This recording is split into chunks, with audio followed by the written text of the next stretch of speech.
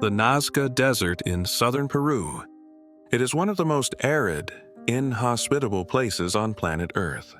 A vast, sun-scorched canvas of reddish-brown earth and stone, stretching over 400 square miles. For millennia, it was considered empty. A wasteland, a place where nothing could survive. This is the orthodoxy, the accepted truth. This is the Nazca hummingbird. It is over 300 feet long. This is the spider, its form precise, captured in a single, unbroken line. This is the monkey, its spiral tail a geometric marvel. And this is the astronaut, a 30-meter figure, staring from a hillside. They are geoglyphs, etched into the desert floor by removing the dark topsoil to reveal the lighter sand beneath. They are so large, so impossibly vast, their true forms are only revealed from the sky. But the ancient Nazca people, who thrived here between 100 BC and 800 AD, had no airplanes. They had no way to view their own creations from above. So, how did they maintain perfect scale and geometry over such vast distances? Why create masterpieces no one on the ground could see? And what were they for? This is not just art. It is a glitch in our timeline, a system of information we are still trying and failing to decode. It is a message, and it is a warning we chose to forget. For nearly 50 years, one name was synonymous with the Nazca Lines' Maria Rieke, a German mathematician who dedicated her life to this desert. She lived here.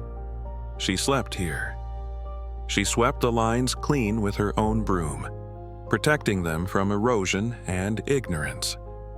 She was the guardian of the lines, and she was the first to propose a comprehensive, scientific theory.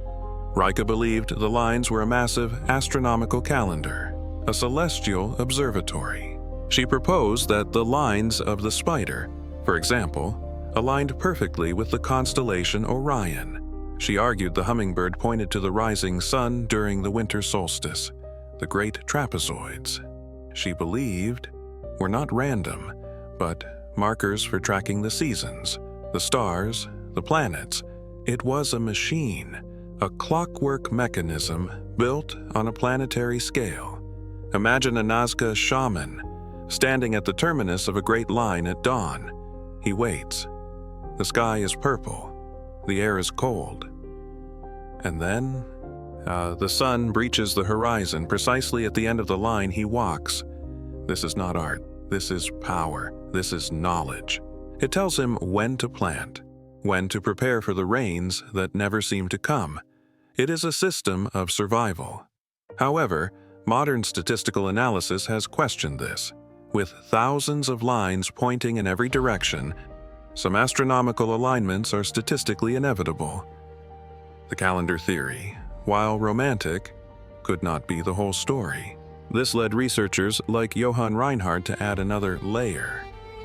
The Nazca civilization was obsessed with one thing: water. In one of the driest places on Earth, water is life. Reinhardt and others noted that many of the geoglyphs, especially the biomorphs, the animals, are clustered near water sources. They are not just pointing to the sky, they are pointing to the ground. The theory evolved. The lines were not just viewed, they were walked. They were ritual pathways, processional routes. Imagine hundreds of people walking in single file, chanting, praying. They are walking the shape of the monkey, not to see it, but to become it. They are walking the line of the heron, praying for the water it represents. The lines, in this view, are an outdoor temple, a ritual space, an astronomical calendar, a ritual map for water worship. These two theories, combined, form the bedrock of mainstream understanding. They are logical, they are supported by evidence, and they are incomplete. They do not explain the strangest lines of all. They do not explain the massive trapezoids that look like runways. And they do not explain the one theory that captured the entire world's imagination, a theory that ignited a firestorm, a theory thought that created the glitch we know today. The year is 1968. A Swiss author named Erich von Däniken publishes a book, Chariots of the Gods. It sells millions of copies. It poses a simple, shocking question. What if the gods were astronauts? Von Däniken looked at the Nazca Plateau, at the massive trapezoids and long, straight lines, and he saw an airport. The theory was simple. Ancient extraterrestrials visited Earth. They landed their ships on the Nazca Plateau. The Nazca people, awestruck, saw them as gods. After the visitors left, the Nazca began etching the lines into the ground, first to honor the gods, and then to call them back. The biomorphs were religious tributes. The straight lines and trapezoids were landing strips built in the hopes of their return. This idea electrified the public. It was a glitch theory. It connected the ancient past to a science fiction future. But it is almost certainly wrong. As an honest broker, we must examine the evidence. The runways are not runways. The ground is often soft, uneven. Many trapezoids end abruptly on cliffs or run up the sides of mountains. They are terrible places to land a spacecraft. Furthermore, the lines are not very deep. A heavy craft would have destroyed them. Yet, the ancient astronaut theory persists. Why? Because it speaks to a modern bias. We see patterns that match our own technology. We see runways because we have runways. We look for simple, spectacular answers, rather than complex, human ones. We want to believe in gods from the sky. Does that sound familiar? It should.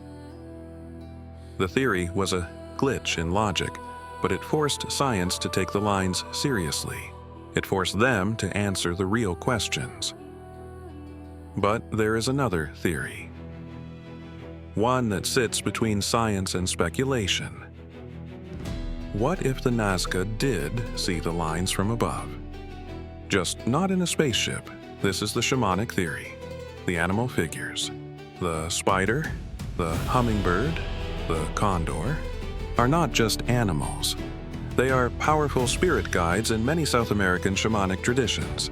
They are totems of transformation. Imagine a Nazca shaman. This theory, based on studying other South American shamanic traditions, suggests the shaman ingests a powerful hallucinogen, like the San Pedro cactus, which is native to the region. His senses dissolve, his body becomes heavy, but his mind flies. He enters a trance state, an out-of-body experience. He soars above the desert plateau, and in his vision, he sees the spirit world overlaid on the land. He sees the spider. He sees the hummingbird. In this state, he directs the people on the ground. Walk the line of the condor, he commands, and you will fly with me. The lines are not for gods in the sky. They are for the human mind.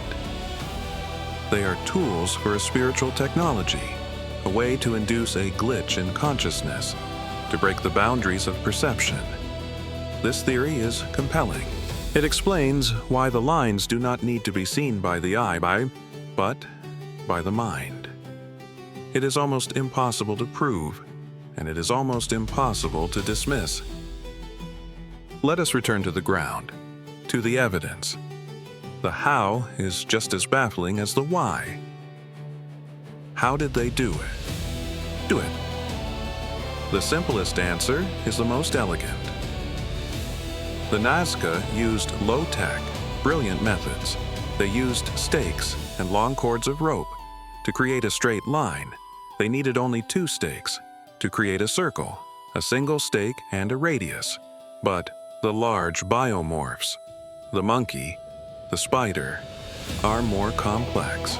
Archaeologists believe they were first designed on a small scale on a grid or canvas, perhaps on cloth. Then, using systems of proportional measurement, this small design was scaled up onto the desert floor.